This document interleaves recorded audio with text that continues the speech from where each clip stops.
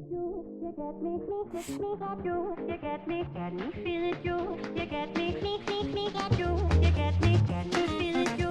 You get me, get you. You get Hello. me, feel it. Nice to be with you. Thanks for joining us. We are talking politics and religion without killing each other. I'm your host, Corey Nathan. It is an honor to be a part of the Democracy Group. That's a network of podcasts that examines what's broken in our democracy and how we can work together to fix it.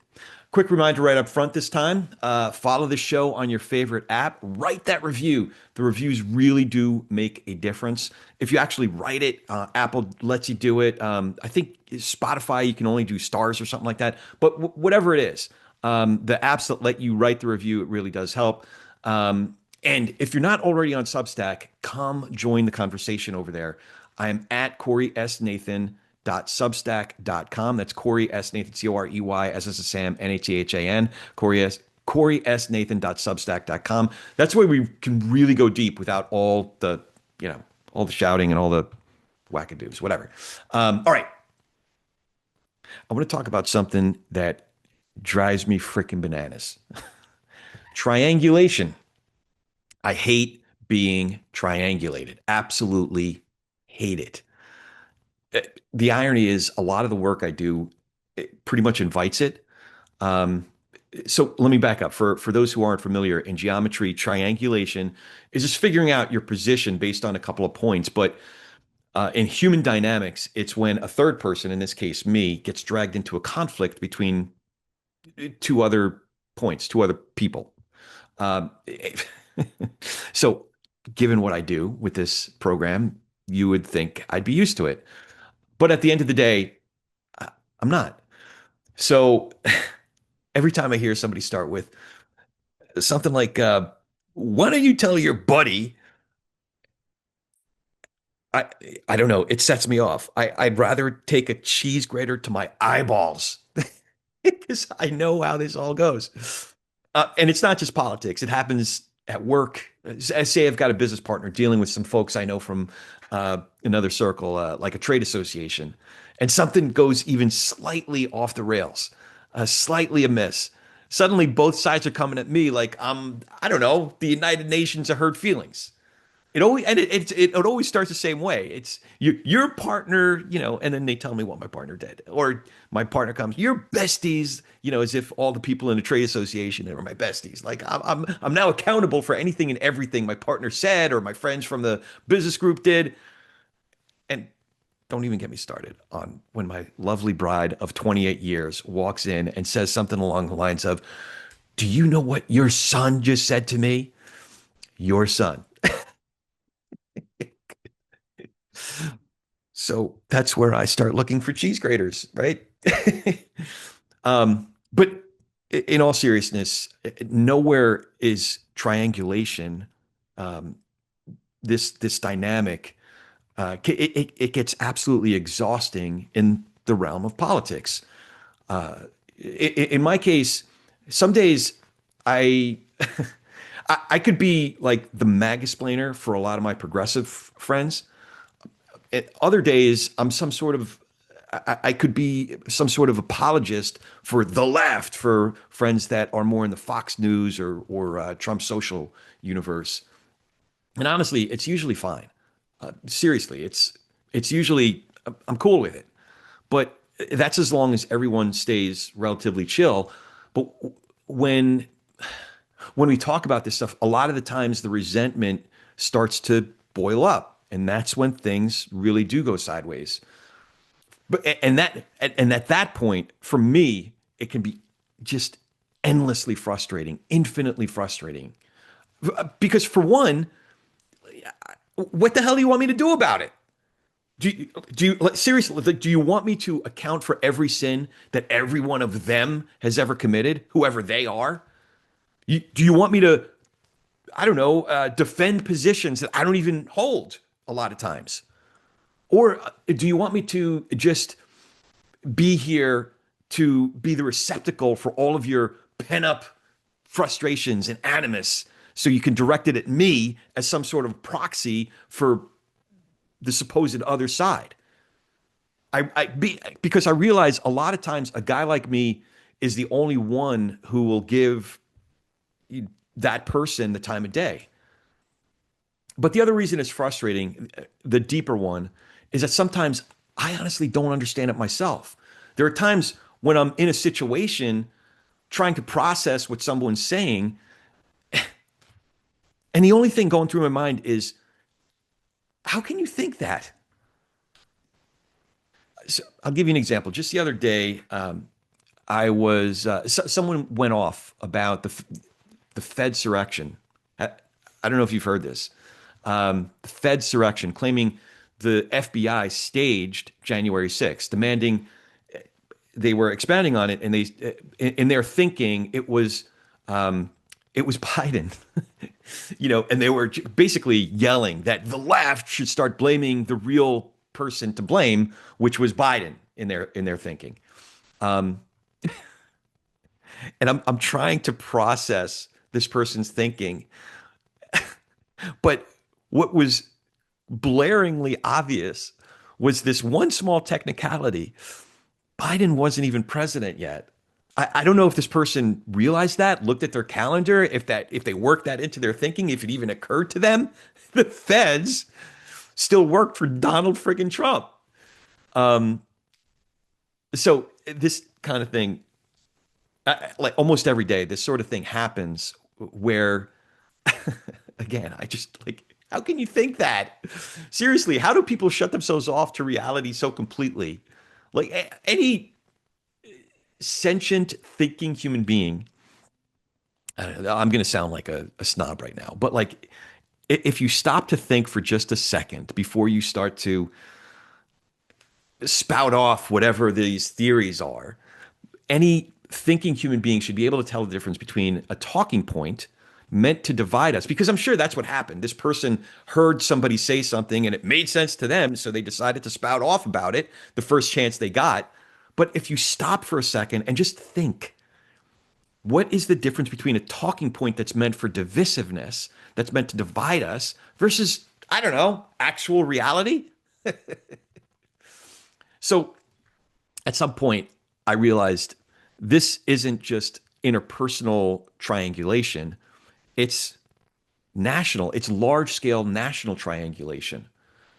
There are whole communities that are being pulled apart between, I'm going to say competing realities, but I don't know. I hate to say there's reality and alternative reality. No, they're, I guess to people who are in there, it's their reality. So each side is demanding that the other submit to that reality and then confess sins that maybe the other side didn't even commit. It's, as you can see, I'm trying to make sense of it. So I have a lot of these quandaries very front of mind that I am trying to make sense of, and I'm trying to work through them. And I'll say this, the other day, I came across a really well-written, deeply researched essay on the Existentialist Republic Substack, the Existentialist Republic. I'll put the link in the show notes. It's written by a guy named, and I hope I get the pronunciation of his last name right, a guy named Christopher Armitage, or Armitage. Anyway, Christopher Armitage. Again, I'll put it in the show notes. And his latest post came out a couple days ago as I record this, helped me make some sense of what's happening, at least a little. It offered historical perspective. It helps me get a better grasp of these information bubbles, these reality bubbles, if you will, that are based on input of information. And it gave me an insight into the psychological barriers that make them the barriers so thick or seemingly impenetrable. And we do have, as I was reading this, I really, it was a really good essay. And looking at some historical precedent, we have a lot of precedent for it. And history, over the course of history, even relatively recent history, it's full of people clinging to, frankly, destructive regimes. Despite, in a lot of cases, terrible atrocities, mass starvation, mass instances of death. But despite these dire sorts of circumstances, so many people remain loyal to these regimes, these causes. We can look at just in the last 100 years, Stalin's Russia, Mao's China, Nazi Germany. There's a number of examples just in the last 100 years of how masses of people can buy into narratives that are completely detached from reality. And we have to be we have to have some humility about it too, because if we think we're immune to this sort of thing, this sort of monumental deception, how can you think that? Here's the thing. It's not just sealed information bubbles, it's also a social ecosystem that rewards lining up, conformity, and it punishes deviating even slightly from certain orthodoxies. So this writer, Christopher Armitage, the author of that essay, he put it this way, pulling it up. The mechanism maintaining this reality operates through systemic delegitimization of external sources. Academic research becomes liberal bias. Government statistics become bureaucratic manipulation. International organizations become globalist propaganda. The system inoculates itself against correction by discrediting all potential sources of correction. Think about that. I'll read it again. Academic research becomes liberal bias in this line of thinking. Government statistics become bureaucratic manipulation. International organizations become globalist propaganda. The system inoculates itself against correction by discrediting all potential sources of correction. That's how this happens. Armitage goes on. He says, and forget if he hears this, I hope I get corrected. I hope I'm pronouncing his name right. But if I'm not, I welcome the correction. And I'll mention it on a future episode, the proper name if I'm not saying it right. The proper pronunciation, I should say. Anyway, he went on later in the essay and he said, the psychological and social costs of leaving the system exceed the costs of staying. Abandoning the framework means admitting that political understanding was wrong. It means potentially losing family relationships and social networks. It means reconstructing one's entire worldview. How can you think that? That's how. So, okay, all of this is well and good. I'm getting a clear picture of it. At the end of the day, what can I do about it? What can I do? What chance does one guy have against Trump world, Fox News, the online universe, the algorithms? And all of this is feeding into divisiveness, to dividing us. If we're being really bluntly honest, not much. There's not much we can do, but not nothing. I don't know if that's good grammar, but I'll say it again, not nothing. The thing is, I realize I might be naive, but I keep on coming back. I want to live to fight another day. Or my friend Jackie Lewis, she put it, I want to live to love another day. It's a nice way to put it, right? Because how many of us know people who have cut off relationships over politics? Most of us know people like that. Many of us have lived it. But if I stay in relationship with someone who sees the world differently, we got a chance. We got a chance, if for no other reason than I might be their one small conduit to another perspective. When I stay in relationship with folks who think differently, I learn. And when I approach those conversations with openness, it's weird, it's poetic in a way. It makes me more persuasive. And it opens the door for me to ask questions like, have you considered fill in the blank? Have you considered? And then I offer up some other point of view. Not like a huge earth-shattering shift of perspective, but just one thing they might not have considered before, one little step, one small degree. So obviously I have to manage expectations. I can't fix the whole national triangulation problem. I can't fix even one person overnight. But I can have 1 degree of influence, 1 degree with one person. I've seen it happen many times. And that 1 degree matters. Because, sure, like some folks are immovable. No amount of information, evidence, empathy will change their minds. They will still swear that, I don't know, the moon's made of cheese. Speaking of cheese, get me the freaking cheese grater.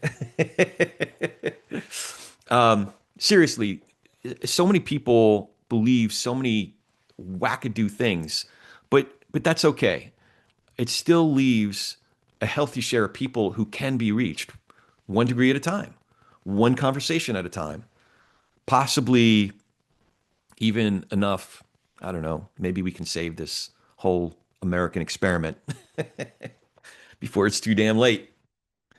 And maybe that's what it means to live in this age of triangulation, to stand in the uncomfortable middle, resisting the poles to one corner or another, one extreme or another, one brittle orthodoxy or another, and to stay there long enough for truth and connection, real human connection, to have a fighting chance. So yeah, that's what's been rattling around in my brain the last few days, the last few weeks.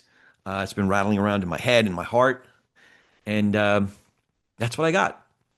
So if this resonated with you, join the conversation over on Substack. We're really having a good time over there. CoreySNathan.substack.com. You can also find me on all the socials at Corey S. Nathan, at Corey, S as in Sam, Nathan, at Corey S. Nathan. And hey, if you do appreciate what we're doing here, please write that review. It helps more people find the show and hopefully join us and talk politics and religion without killing each other. So till next time, go talk some politics and religion with gentleness and respect, and have a great week.